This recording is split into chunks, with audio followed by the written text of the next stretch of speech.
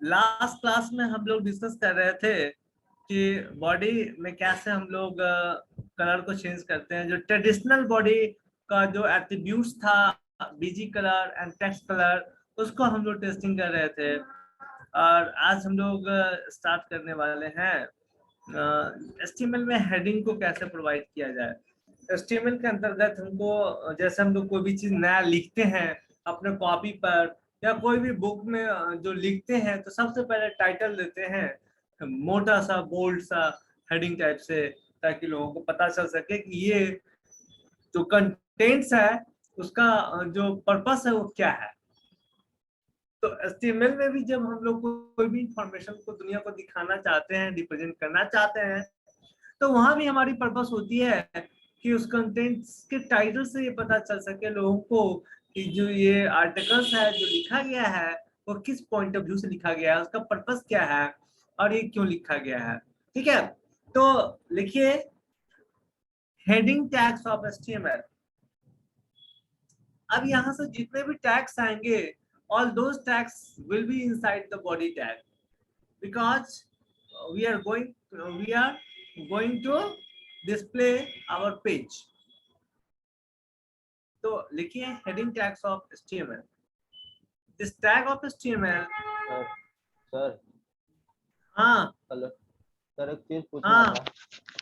और जो आप बताए थे टाइटल में जो लिखते हैं सर, वो टाइटल में ऊपर दिखाता है हाँ टाइटल टैग से। तो सर जब वेबसाइट खोलते हैं सर, तो टाइटल टैग में सर लोगो भी रहता है ना, जो वेबसाइट खोलते हैं उसका हाँ लोगो भी रहता है, तो लोगो कैसे हाँ आएगा सर टाइटल में? वो आगे बताएंगे सर। आगे बताएंगे, जब इमेज वगैरह लगाना बताएंगे ना तब बताएंगे। ठीक है, अभी इमेज वगैरह चूंकि नहीं बताया ना, इसीलिए उसको अभी नहीं बताया। ठीक सर एक मेरा भी प्रॉब्लम है सर। आप जो बोलो। बताएं थे सर लिंक करने HTML को CSS फाइल से, तो हम एक फोल्डर मेरा एक ही है, उसमें सब फोल्डर हमने बनाया सर। एक HTML का बनाया, एक CSS का बनाया फोल्डर। तो जब हमने HTML के फोल्डर से सब फोल्डर से और CSS के सब फोल्डर में कनेक्ट कर रहे थे सर, कनेक्ट नहीं हो रहा था सर। देखो ये हमारा HTML है, फोल्डर स्क्रीन पर दिख रहा होगा।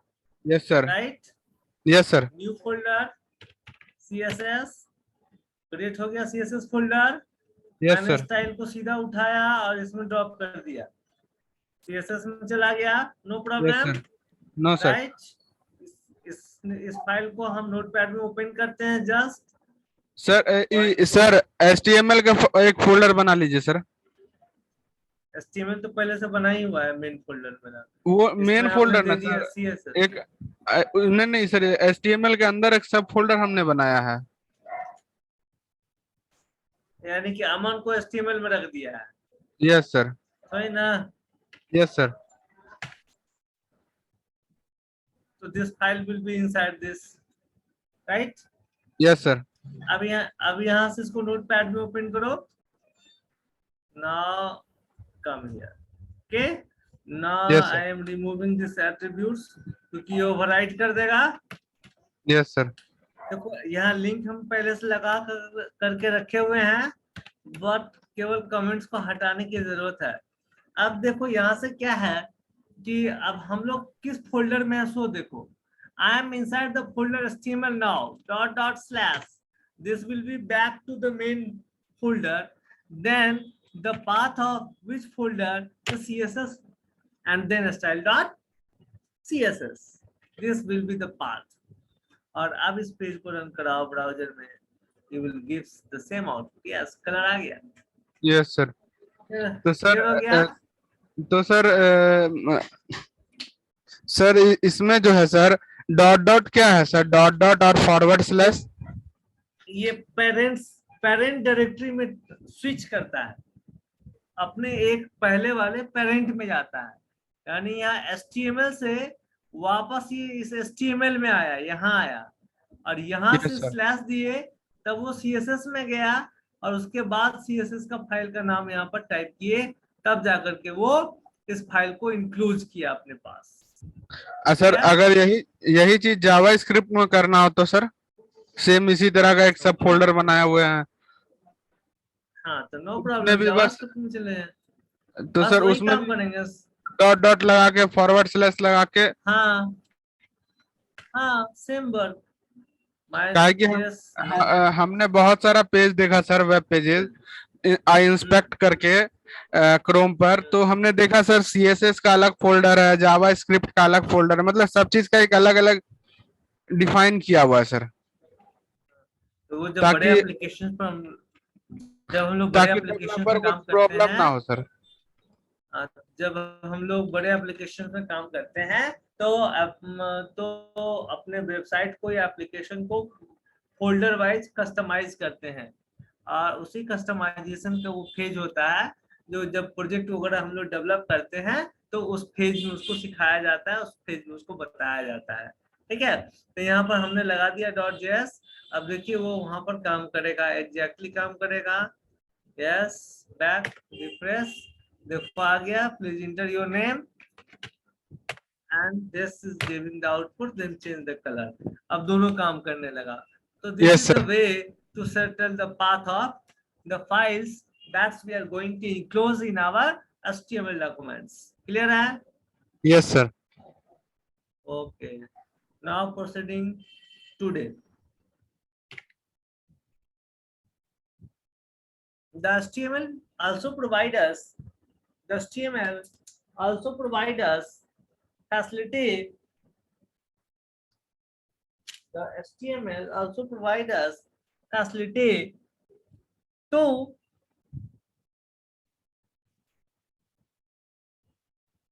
view different types of heading, to view different types of heading on the web page।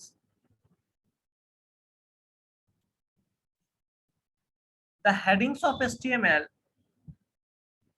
the headings of HTML can be categorized into following types, can be categorized into following types: H1,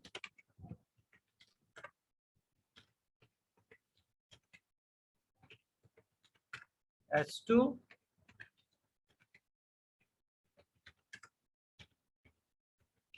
H4,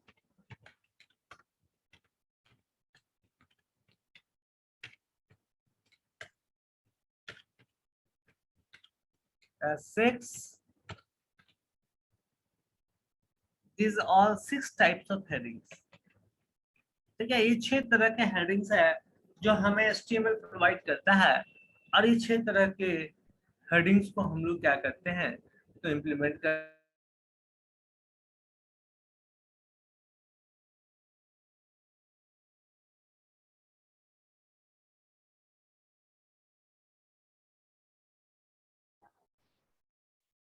hello sir, आवाज ना आ रहा? Yes sir, hello sir.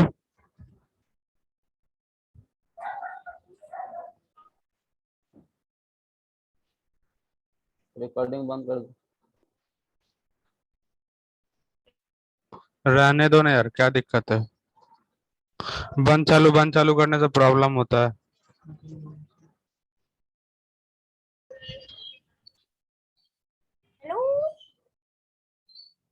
हाँ क्या कर man. रहे? Hello hello, hello, yes sir. Good evening sir. इतना good evening, पूरा ये हवा चारों तरफ बहा दिया है। अमन, तुम ऐसा काहे किया भाई, तुमको एक दिन डांट सुनने मिल गया तो रिकॉर्ड ऐसे करोगे? रिकॉर्डिंग चल रहा है।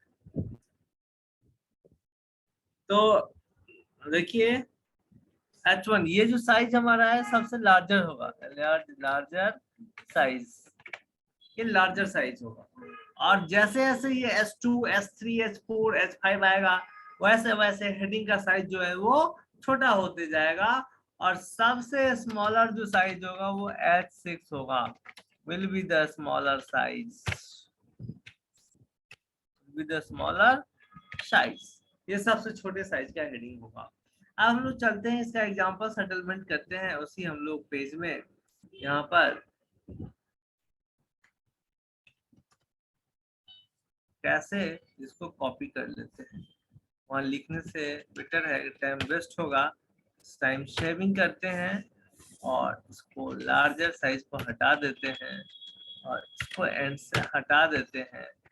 क्योंकि एक डिपेंडेंट टैग है तो हम लोग इसके बीच में लिखते हैं वेलकम टू HTML और सेम इंफॉर्मेशन को कॉपी करते हैं और सेम इंफॉर्मेशन को हम लोग S3, S2, S4, inside H5 and the inside S6 अभी पेस्ट कर देते हैं and now viewing the outputs, what the results are. The file will be inside this HTML. Now we are going to open this file, and according to this logic we have to put this one, and the heading size is viewing. This heading size is the normal heading size of HTML by default.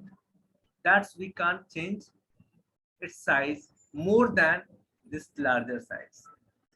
But whenever we are applying CSS, then we can change the font size too and their styles too. But those page will be in your CSS. Here we have only considered the heading H1 will appear on this size, H2 will appear on this size, S3 same as, and the H6 is the very smaller in size. तो अब हम लोग देख रहे हैं कि ये हमारे जो हेडिंग जितने भी हेडिंग्स हैं ये सारे के सारे हेडिंग साइज से जो है सो अवेलेबल होता है। ये क्या है तो HTML का डिफॉल्ट टैग्स है H1 से H6 के बीच में और हम लोग इस तरह से इसको अप्लाई करते हैं। अब आते हैं नेक्स्ट वन, अगर इस हेडिंग्स को बीच में लाना है वेब पेज के तो कैसे लाएंगे? हेडिंग है तो चाहते हैं कि बीच में लिखें, तो how this is possible? Centre लगा देंगे sir.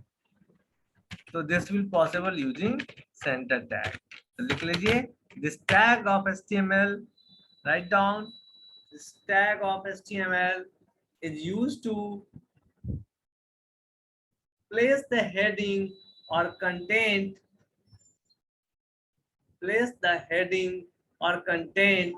at the center of the web page. At the center of the web page. अब इसको यूज कैसे करेंगे?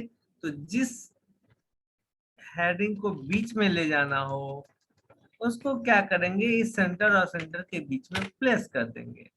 तो अब क्या होगा कि सेंटर और सेंटर के बीच में प्लेस कर देने से जो भी हेडिंग टैग यूज करेंगे, जो इंफॉर्मेशन हम लोग देंगे इसमें सेंटर हेडिंग, राइट, इसको हम लोग कॉपी कर लेते हैं और अपने वेब पेज पर ले जा करके कोडिंग में पेस्ट करके टेस्टिंग कर लेते हैं कि ये कर क्या रहा है, व्हाट्स हैपेंस। तो यहाँ पर हमने पेस्ट किया, यहाँ पर रिफ्रेश किया, अब इसको चलाते हैं तो देखिए ये हेडिंग हमारा एग्जैक्टली सेंटर प्लेस में आकर के आपको दिखा रहा है, ये S2 टाइप का हेडिंग्स है। तो इस तरह से जरूरत पड़ने पर हम लोग उसको सेंटर में प्लेस कर लेते हैं। द नेक्स्ट टैग अगला है कि अब हमको मोर देन वन कंटेंट, जैसे कि हेडिंग देने के बाद उसके बारे में डिस्क्राइब करते हैं, तो डिस्क्राइब करते हैं किसमें, तो पैराग्राफ में लिखते हैं, तो उसके लिए आता है P टैग। लिखिए this tag of HTML, this tag of HTML। Sir heading तो ऊपर नहीं आया ना, तो बीच में आ गया, लेकिन वो सबसे ऊपर नहीं आया, वो मतलब स्क्रीन के बीच में आ गया। जहां लगाएंगे हेडिंग को वहां आएगा। अब देखिए कि कोड को पहले आप अंडरस्टैंड कीजिए कि हो क्या रहा है। सबसे पहले बॉडी स्टार्ट है, H1 आ रहा है, H1 सबसे ऊपर गया, H2 उसके नीचे है तो उसके बाद आएगा, H3 उसके बाद है, फिर H4, H5, S6 यहाँ तक कंप्लीट हो गया। तो ये जैसे लिखिएगा उस सीक्वेंस में ये इंफॉर्मेशन आपको दिखाएगा, और तब उसके बाद हमने लगाया है H2, तो ये उसके बाद यहाँ ला करके H2 दिखा रहा है। ठीक है, इसी सीक्वेंस में दिखाएगा। अगर इसको आप चाहते हैं कि टॉप में दिखाए तो यहाँ से आपको कट करना होगा और ठीक बॉडी के नीचे ला करके इसको प्लेस करना होगा और इधर आकर के रिफ्रेश करना होगा, तभी आप उसको टॉप से व्यू करा सकते हैं। अब देखिए वो टॉप में चला गया, टॉप और सेंटर में चला गया। तो इस तरह से जिस सीक्वेंस में हम लोग राइट करेंगे, the contents will be appear on that sequence on the web page. आते हैं paragraph. This tag of HTML is used to view a paragraph content, on the web page. This HTML tag have an additional attribute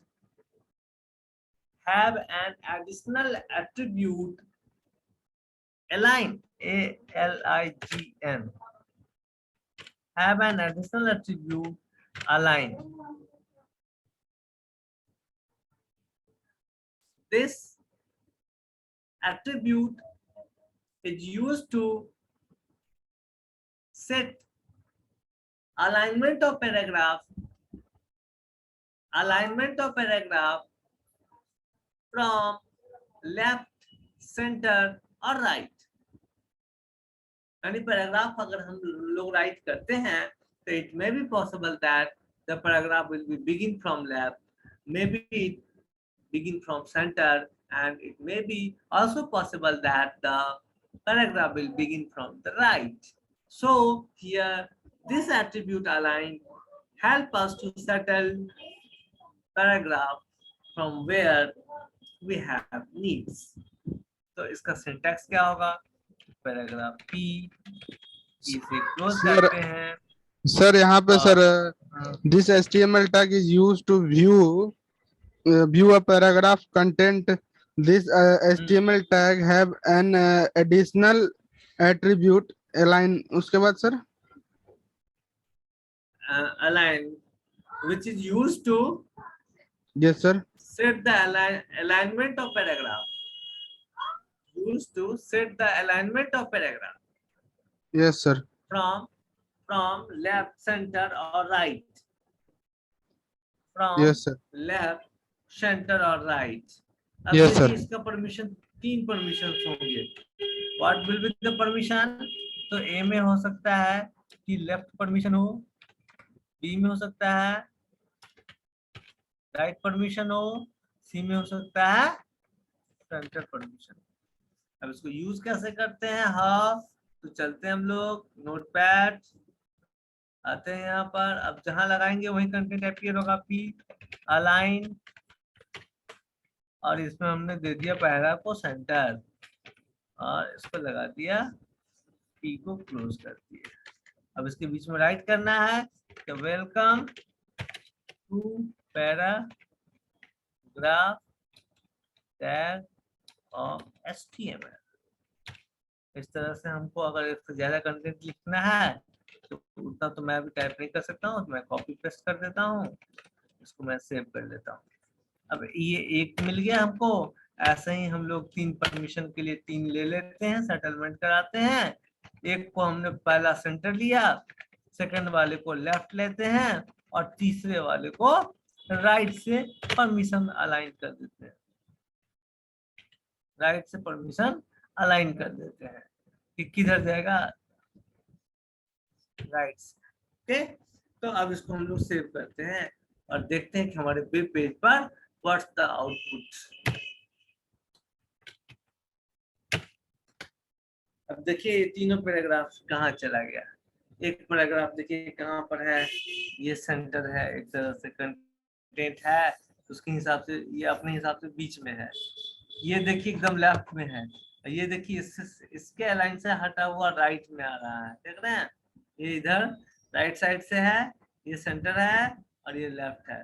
तो इस तरह से हम लोग paragraph को अपने जरूरत के हिसाब से अलाइनमेंट सेट करेंगे. पैराग्राफ का जो टेक्स्ट होगा उसका जो साइज आप देखेंगे, ये जो आप टेक्स्ट का साइज देख रहे हैं, ये पैराग्राफ का अपना डिफॉल्ट साइज है. that size is given by the HTML, but we can also change the size of this text by the help of some additional attributes, fonts, or some additional permission through CSS. या तो CSS लगा करके इसको change कर सकते हैं, या फिर इसमें HTML का ही कुछ टैग्स आते हैं, फॉर्मेटिंग टैग्स इसको हम लोग कहते हैं, उसमें से फॉन्ट वगैरह लगा करके इसको रीसेटल कर सकते हैं, घटा बढ़ा सकते हैं, जो आगे हम लोग देखेंगे। ठीक है, फिलहाल ये था कि अगर पैराग्राफ लिखनी हो अगर वेब पेज पर, तो हम लोग कैसे राइट करेंगे, या तो लेफ्ट से लिख सकते हैं, या सेंटर से, या राइट से। ये 3 तरह का अलाइनमेंट ये टैग प्रोवाइड करता है। सर अब आते हैं हम हाँ। सर अगर हम चाहते हैं कि अगर हम कंटेंट लिख रहे हैं या डिस्क्रिप्शन लिख रहे हैं या अबाउट लिख रहे हैं किसी का, तो हम पहला लेटर कैपिटल लिखना चाहते हैं सर, अब बाकी उसके बाद जो हो वो मतलब कि उसका साइज जो हो सर H2 हो जाए, और फर्स्ट लेटर जो है मतलब H1 रहे, उस टाइप से सर लिख सकते हो। उसके लिए तुमको फिर उसको अरेंज करना पड़ेगा, जैसे कि यहाँ पर हमने दे दिया H1, अब पहला लेटर में लिखना है वेलकम का W, तो लिख दिए H1। ठीक है, EL, तो EL को लिखना है तो किस में लिखना है, S3 में लिखना है WEL COME H3। उस तरह से वो अरेंज कर देगा। ये जैसा तुमको मन करेगा बस अरेंजमेंट सोचो और कर सकते हो, इसका यही एडवांटेज है। अब देखो लाइन चेंज करके नीचे चला गया, नहीं ये सर तो रीजन ये क्या सर था, पैराग्राफ क्या था, वहाँ पैराग्राफ लगा हुआ था शायद सर। नहीं, कोडिंग अगले लाइन होता है। हाँ कोडिंग यहाँ जैसे ही S3 आया, एक H1 क्लोज हो गया और एक S3 आ गया, तो अब ये क्या किया, तो लाइन को चेंज कर दिया, क्योंकि S3 ऑलवेज जब भी स्टार्ट होगा तो नया लाइन से स्टार्ट होगा। तो अब इसको सॉल्यूशन निकालने के लिए हम लोग के पास ये HTML के पास ऐसा कोई राइट नहीं है कि वो आपको इस तरह के फैसिलिटी प्रोवाइड करेगा। इस काम को करने के लिए फिर हम लोग को CSS के थ्रू ही डिजाइनिंग करनी पड़ती है, स्टाइलिंग करनी पड़ती है, तभी ये पॉसिबल हो सकता है। ठीक है, दूसरा ऑप्शन है कि अगर ऐसा आप करना भी चाहते हैं, देखते हैं एक बार ट्राई करते हैं, वैसे संभावना कम ही रखिए।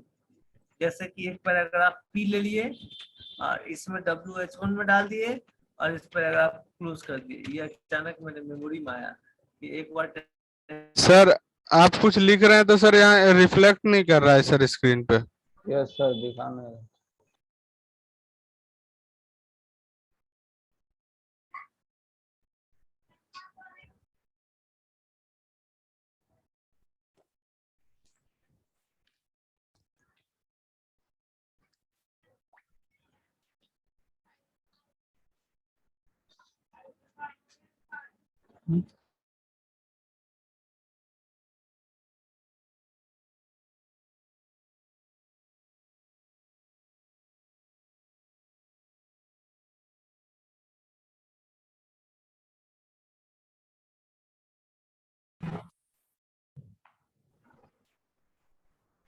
ठीक है, तो आज आगे लग चल करके हम लोग उसको आज लग रहा है सर बहुत इशू है नेटवर्क का। बोलिए। आज लग रहा है सर बहुत नेटवर्क इशू है सर, मेरा भी इशू रहा, आपका भी आज पूरा इशू चल रहा है सर। हाँ, अब लगता है कि ज्यादा ही करने भी नहीं देगा कुछ। हाँ तो सर। इतना काम आप लोग को सौंप देते हैं, इतना काम को कंप्लीट कीजिए। ठीक है, ओके ओके सर। सारे टैक्स को एक बार अप्लाई कर लीजिए, फिर आगे ओके प्रोसीड सर। करेंगे। ओके अभी सर। भी सिग्नल कमजोरी दिखा रहा है, कभी क्लोज हो सकता है। तो आज यहीं तक रखते हैं, इसका ओके प्रैक्टिस सर। करके ग्रुप में सेंड कर दीजिएगा। Yes sir. ओके।